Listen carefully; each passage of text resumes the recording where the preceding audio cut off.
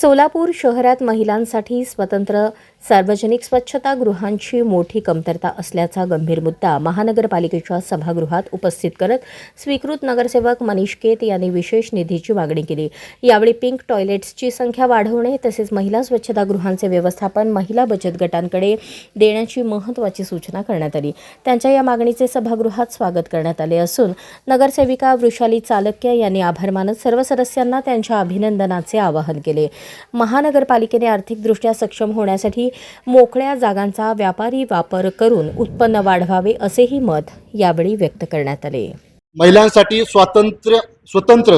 महिलांसाठी स्वतंत्र मूत्रालय म्हणजे मुताऱ्या कराव्यात अशी माझी मागणी होती। त्यालाही मला वाटतं आपण एकमताने मंजुरी दिली, तरी पण त्याबद्दल मला 2 शब्द बोलायचे आहेत, कारण तो फार गंभीर विषय आहे। हे बघा, शहरातील लोकसंख्येच्या 50% आपल्याकडे महिला आहेत। 6 ते 7 लाख महिला सोलापुरात आहेत। स्वतंत्र महिला शी टॉयलेट मला तर सोलापूरमध्ये आजपर्यंत कुठेही दिसलेले नाहीत। पुरुष मंडळीला जर लागली तर ते कुठेही उभारून भिंतीवर असेल, झाडाखाली असेल, कुठेही मोकळे होऊ शकतात। परंतु माझ्या या माता भगिनींनी कुठे जावं? या धकाधकीच्या जीवनामध्ये BP असेल, शुगर असेल, अनेक रोग आहेत।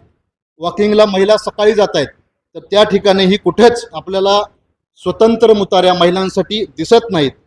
आणि जर महिलांनी ते अडून ठेवलं तर त्यांना मोठ्या आजारांना सामोरे जावं लागतं। आज गेली अनेक वर्ष झालं या समस्या आहेत, पण महिला यावरती बोलताना दिसत नाहीत। तर या महिलांसाठी एक छोटीशी गोष्ट, 1 कोटी रुपये आपण यासाठी ठेवलेले आहेत, त्याबद्दल मी आपले आभार मानतो। परंतु महिलांनी यावर बोलावं यासाठी एक छोटीशी गोष्ट मी इथे सांगतो महिलांसाठी, की कर्ण मरणासन्न अवस्थेत होता, कर्णाला बाण लागलेला होता आणि कर्ण भगवान श्रीकृष्णाला म्हणाला, हे भगवंता, आजपर्यंत मी कुठलंही पाप केलेलं नाही, आजपर्यंत मी प्रामाणिक राहिलो, माझ्या मित्राशी प्रामाणिक राहिलो, जो शब्द दिला तो पूर्ण केला, माझ्या एवढं दानही या जगात किंवा या पृथ्वीवर कोणी केलेलं नाही, तरीही माझ्या बाबतीतच असं का घडलं? त्यावेळी भगवंताने त्याला सांगितलं की हे कर्णा, तुझं बरोबर आहे, तू जे सांगतोय, तू जो मानतोय ते बरोबर आहे, परंतु तू एक चूक केली जीवनामध्ये, ते तू विसरलेला आहेस। ज्यावेळी द्रौपदीचं वस्त्रहरण होत होतं त्यावेळी तू गप्प बसला, तू बोलला नाही, तू उत्तर दिलं नाही, आणि तेच तुझं सगळ्यात मोठं पाप होतं। आणि त्यामुळेच पाप करणारा पापीपेक्षा जो सहन करतो, म्हणजे अन्याय सहन करणाऱ्यापेक्षा, अन्याय करणाऱ्यापेक्षा जो अन्याय सहन करतो तो महापापी असतो।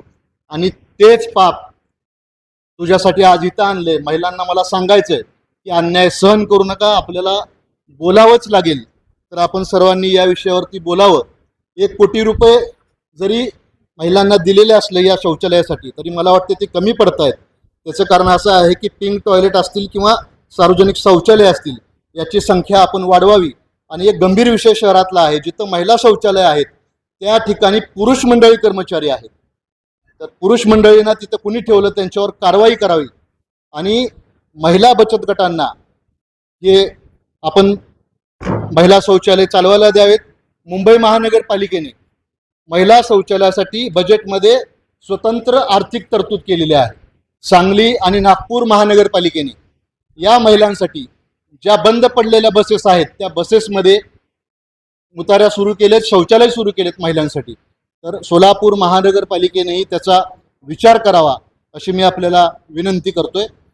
आणि काही प्रश्न मला अकाउंट विभागाच्या अधिकाऱ्यांना विचारायचे आहेत। आयुक्त साहेब, धन्यवाद करते। काय होतं, हा विषय कोणी आपण महिला बोलत नाही आणि आपण पुरुषांनी तो विषय घेतलाय। सो रिली प्राऊड की even in today's world you have men who are thinking about women's priorities. तर त्यासाठी I would actually applaud for what you have done. मी खरं सांगते, हे आपण कधीच विषय घेतला नाही। आपण बाहेर जातो, बाहेर असतो, आपल्या डोक्यातही येत नाही किंवा आपला आदर वेळ लाजण्यात जातो की हा विषय मांडू कसा। पण आज त्या पुरुषांनी जेव्हा हा विषय मांडलेला आहे, आपण त्यांचे धन्यवाद हे नक्कीच करायला पाहिजे की तेवढ्यासाठी दुखले होते। सो ही घेतलात आणि खूप आता हा विषय पास होऊन आपल्या सोलापूरमध्ये महिलांसाठी टॉयलेटचे जागोजागी उभे राहिले. So thank you once again.